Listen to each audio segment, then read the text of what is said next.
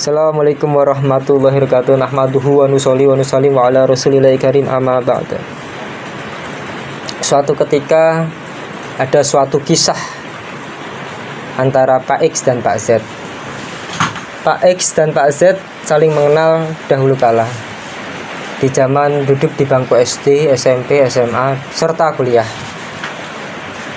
Pak X yang dulunya orang baik dan Pak Z agak sedikit nakal. Mereka bertemu di salah satu restoran kecil. Halo Pak Z, apa kabar? Baik nih kabarnya. Lu juga gimana kabarnya? Dia juga kurang baik nih kabarnya. Istri ribut, anak ribut, tetangga sial, terus kantor banyak masalah, bos brengsek dan lain sebagainya lah pokoknya. Lalu Pak Z mengasih solusi pada Pak X. Wah, kayaknya kita ini kurang refreshing Pak X. Coba kita refreshing ke tempat karaokean sambil mangku pura. Oke? Wah, cocok nih kelihatannya. Kira-kira bayarnya berapa? Ya 1,5 juta beserta minumannya. Lalu datanglah mereka berdua di tempat kafe tersebut. Lalu mereka berdua bernyanyi berkaraokean bersama-sama. Dan akhirnya mereka berdua ditelepon oleh istrinya. Assalamualaikum. Waalaikumsalam. Pak, kok enggak pulang-pulang? Udah jam segini loh Pak. Emang ada acara apa? Oh. Waalaikumsalam, kata Pak Z. Ini Bapak, kok enggak pulang-pulang kenapa? Anak udah nyariin.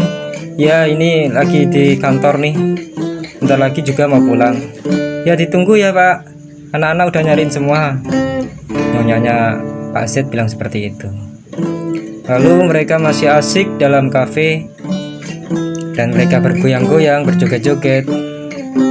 Tidak terasa kemudian mereka telah habis waktu.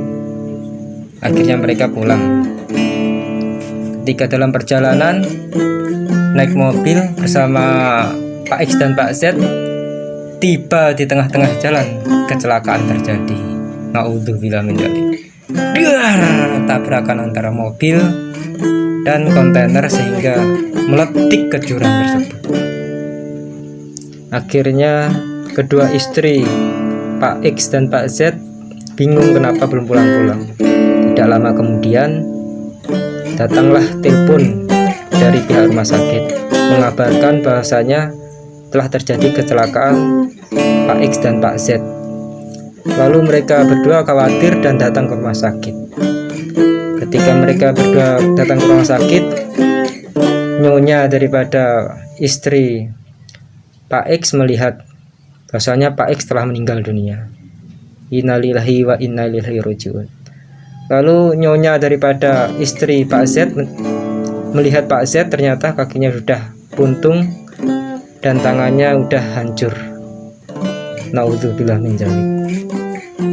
Memang maksiat itu nikmat di awal-awalnya, tapi akhirnya adalah penderitaan. Memang maksiat itu nikmat di awal-awalnya, tapi ujung-ujungnya adalah kesedihan. Maka Syekh Qadir Jailani pada tanggal 5 Syawal 545 Hijriah dalam kitab Fathur Rabbani Fathur Rahmani dia mengatakan, wahai anakku, janganlah engkau bergaul di tengah manusia dengan kebutaan dan kebodohan, bahkan dengan lalai dan tidur. Pergaulilah mereka dengan basirah, dengan ilmu dan kesadaran. Jika engkau melihat kebaikan pada diri mereka, ikutilah.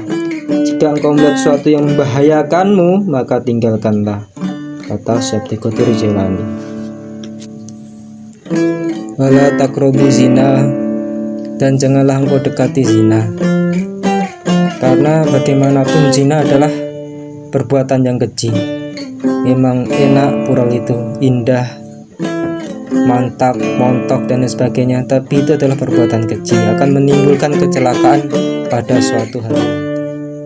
Dalam kitab Syekh Qadir Jailani Fathur Rabbani wa Fathur Rahmani pada tanggal 5 Syawal 545 Hijriah beliau mengatakan, peliharalah dirimu bersama Tuhanmu Azza wa Jalla. Takutlah kepada Allah Subhanahu wa taala. Sesungguhnya siksanya itu amat pedih. yang akan mengambil keamanan dan keselamatanmu. Takutlah kepadanya, dialah Tuhan langit dan bumi. Peliharalah kenikmatannya dengan bersyukur kepadanya. Terimalah perintah dan larangannya dengan taat dan setia. Hadapilah kesulitan dengan sabar. Dan terimalah kenikmatan dengan syukur. Demikianlah sifat para nabi, rasul, dan orang-orang saleh terdahulu.